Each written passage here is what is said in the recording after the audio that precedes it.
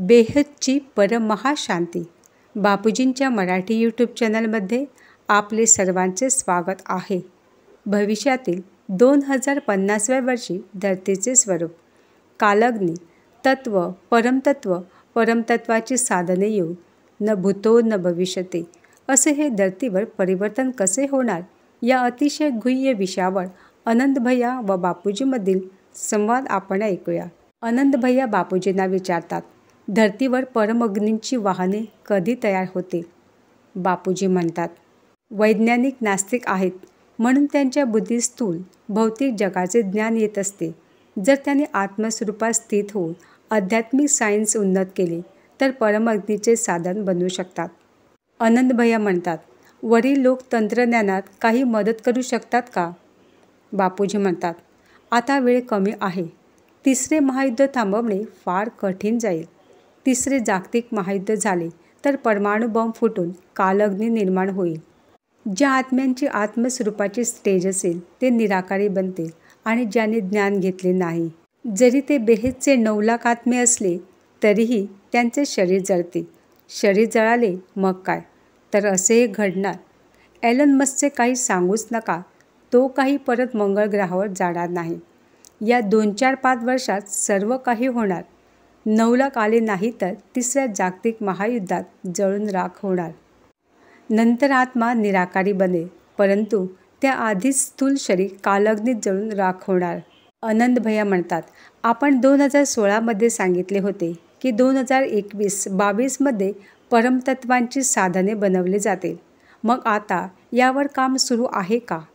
बापूजी म्हणतात, सूक्ष्म जगातील लोक प्रेरणा देऊन आध्यात्मिक सायन्सची साधने बनवण्यास तयार आहेत, पण स्थूल जगातील बनवणारे सायंटिस्ट नास्तिक आहेत. आत्मस्वरूप बनून प्रेरणा घेऊन बनवू शकतात, पण प्रेरणा घेऊन साधन बनवणारे तयार नाहीत ना. जसे येथे एवढे ज्ञान आहे पण कोणी घेत नाही. ज्ञान घेऊन आत्मस्वरूप बनतो का? आत्मस्वरूप बनले की परमलाईट येईल. 2050पर्यंत परमलाईट तर बनणार आहेच.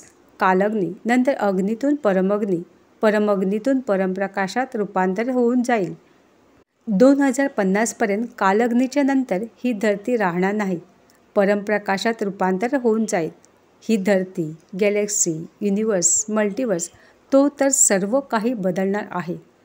आनंदभैया, मनुष्याला अमरत्व प्राप्तीसाठी सायन्स शोध लावत आहेत. बापूजी म्हणतात, मनुष्य अमर बनू शकत नाही. 5 तत्वातील जग कधी अमर बनले का? आनंदभैया म्हणतात, शास्त्रानुसार तर कोणी बनले नाही. बापूजी म्हणतात, मृत्यूलोकातील रावण अमर बनला का? तो किती शक्तिशाली होता. हिरण्यकश्यपू, राजा बल्लीसारखे मोठमोठे राक्षस पाताळ लोकात होते. का ते अमर बनले? सूक्ष्म जगतात ते 3 तत्वांच्या शरीरात असतात. आनंदभैया, ते लोक टेक्नॉलॉजिकल लेवलवर विचार करतात, जसे आर्टिफिशियल लिव्हर, हार्ट बनवणार असे म्हणतात. बापूजी म्हणतात, ते आर्टिफिशियल चिप बनवून रोबोट बनवत आहेत. AIने देखील रोबोट बनवले. रोबोटच्या आत मेंदूमध्ये चिप घातली. आनंदभैया म्हणतात, नाही, आता मनुष्यात चिप घातली. बापूजी म्हणतात, मनुष्यात चिप टाकून त्यांच्याकडून काम करून घेऊ शकतात. आनंदभैया म्हणतात, कालच बातमी आली की चिप डोक्यात घातली यासाठी की ती व्यक्ती जो काही विचार करेल तो विचार चिप पकडून कम्प्युटरला देणार आणि त्याप्रमाणे कार्य करणार. त्यामुळे ज्यांचे हातपाय चालत नाही त्यांना मदत मिळेल, हे त्यांचे टार्गेट होते. बापूजी म्हणतात, ज्यांच्या शरीरात खराबी असेल त्यांना चिपमुळे मदत मिळेल. एलन मस्कने हे चांगले केले, पण त्यामुळे 5 तत्वांचे शरीर अमर नाही होणार. आनंदभैया म्हणतात, माझा असा प्रश्न की ज्याला आत्मा, चेतना किंवा कॉन्शियस म्हणतात त्याला कम्प्युटर किंवा रोबोटमध्ये घालू शकतात का? कारण ही फार मोठी गोष्ट.